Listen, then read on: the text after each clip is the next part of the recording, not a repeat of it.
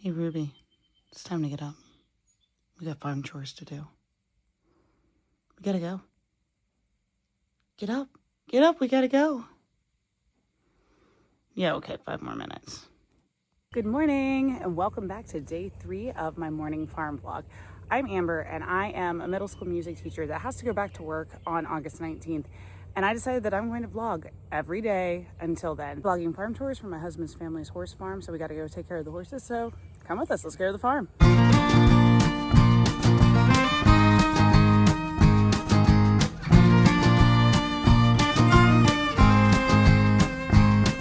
Now I have to say something that may seem a little bit strange to some people out there, but here we go. I love cleaning stalls. I actually do enjoy it. But I want to explain that a little bit further too. You see, I'm 43 and I have inattentive ADHD. My mind is always on the go, running 100 miles a minute, no matter what. So this time that I'm cleaning stalls actually is my quiet time and time to reflect and think about things. Now, I know you're probably sitting there thinking, but couldn't you do that anytime? No, not really. Cleaning a stall is something that's easy enough that I don't really have to pay close attention to what I'm doing. There's no messing it up. All I have to do is look around and make sure that I got everything cleaned up. Simple enough, right? So it's not actually a big deal if I space out while I'm cleaning, because then I can just turn around and reevaluate it whenever I finish my thought.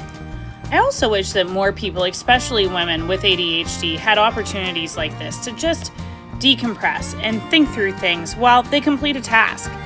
And for me, the task doesn't take too long, 10 minutes max, which is about the limit of my ability to actually focus to do something.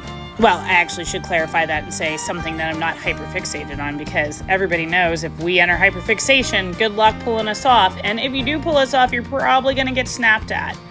I'm also going to say sorry to my husband because that may have happened earlier today.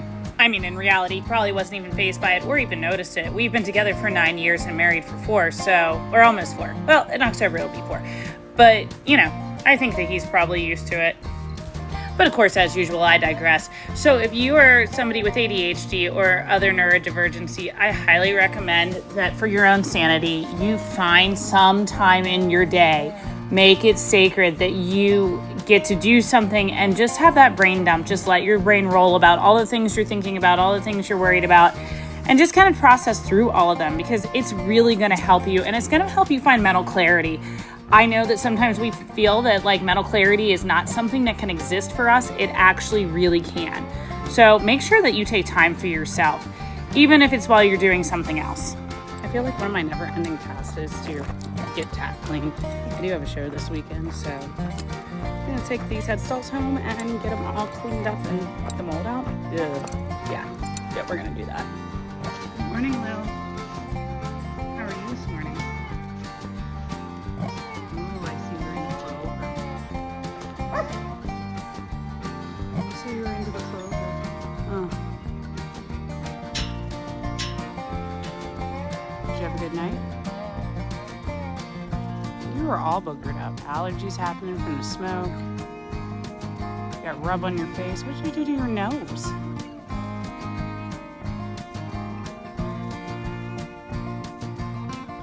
Miss Kitty. Hi.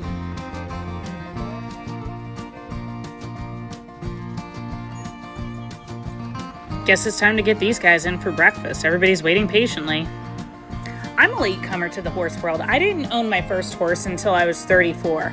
And now that I've joined a family that has a boarding stable, I have gotten a real education. It's a neat experience because not only do I get to see my own horses, but I get to see other people's horses, other breeds, other levels of training, different health issues, everything. There's lots that you can learn just by hanging out in a place where there's a lot of different horses. And even as we get new horses in and other horses leave, there's so much to learn. I couldn't resist. He had an eye booger. I had to pull it out. I left it in there. I know it's super gross. Sorry. It just, in my brain, it made me happy. Here comes Holly. You watched Day 2's vlog. You got to meet her. She's cool. She just goes and puts herself away. So I don't really ever worry about her. Just got to make sure that I actually lock the door whenever she's in there, because she will also take herself back out, but she doesn't always end up in the field like she's supposed to. Now, if you haven't had horses and you're thinking about getting a horse and you're looking into boarding situations, I'm going to tell you, make sure that you ask all the questions that you can think of asking whenever you're going to a boarding barn. And really ideally, if you have a friend that knows a lot about horses or maybe boarding situations, I would even take them with you. There's nothing wrong with that. Keep in mind that every boarding barn is different, and there's nothing wrong with that, but some of the situations could be deal breakers for you personally. For the barn here, the horses that have stalls go to what we call turnout, or maybe you would call it a dry lot. It's about 3 acres of space, and that's not enough for horses to actually graze on. Matter of fact, there's so many horses out there that the grass doesn't even grow on the one side. So therefore, we have to supplement it with hay. So every meal, I got to take hay up and put out the appropriate amount of hay for the horses that are going to be out there. Now, this isn't completely barren. We do have trees over on the other side. There's natural stream that comes down through, and there's plenty of room for them to romp and play. But that's the whole idea of a dry lot or turnout, so that they get out. Some places have turnout but don't turn the horses out every day, or some have a rotational schedule where horses go out 3 times a week, and then the next week they go out 4 times a week, and then vice versa, and they flip-flop different groups of horses back and forth. A lot of that has to do with the barn owner's preference of horses that go out together. We have what we call a mixed herd. We don't hold anybody back. The downside to that is every time we get a new boarder in and we introduce a new horse to the herd, it changes the herd dynamic, and for a while, everybody comes in a little bit banged up. Typically, there's teeth marks from biting or scratch marks from running into things trying to get away from another horse. But in the scheme of things, it's all cosmetic and it's all minor. Now, if you're into show horses, this probably isn't going to be an ideal situation for you. Besides myself, we don't really have anybody else that shows in our barn. We do have some barrel racers, and most are trail riders, so they're going out and just having fun, and it doesn't really matter if their horse has a ding or a scrape on it. Well, I mean, it matters. It matters for the well-being of the horse, but it's not going to dock them points in a show or anything like that.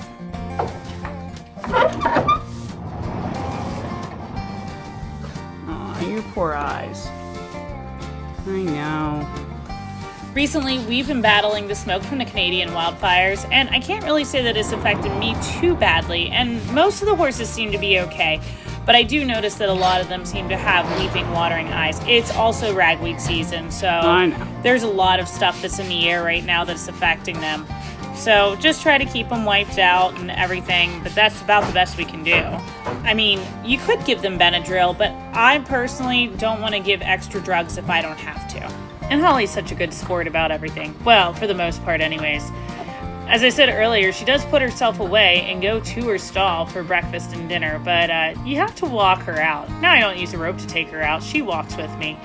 But you have to make sure that she goes in the field because, well, there's grass right next to the fence, and she would much rather go for that. I mean, I can't say that I blame her.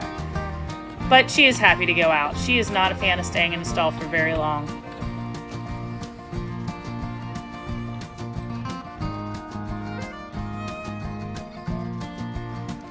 Just a few more to run out here, and then I'm going to go down below and check on the horses that live in a pasture. And I don't have a whole lot of time this morning since my husband and I usually go to one of the local auction houses, but I'm going to give everybody treats. May I help you?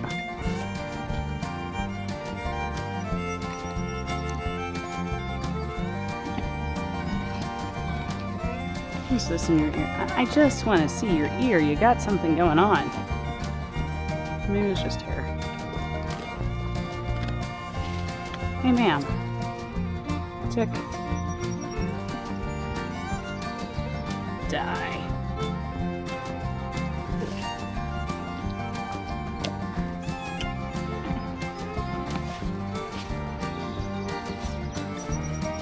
Sir.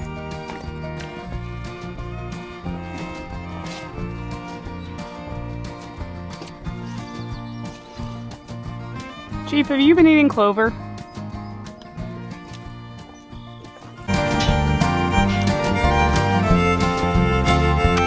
Come on, Lil.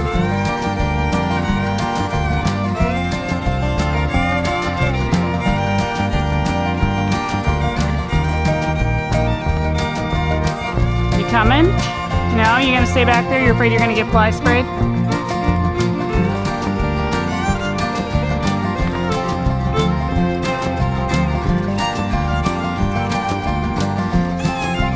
You're aggressive. You got a sore. I want to put some medicine on that later.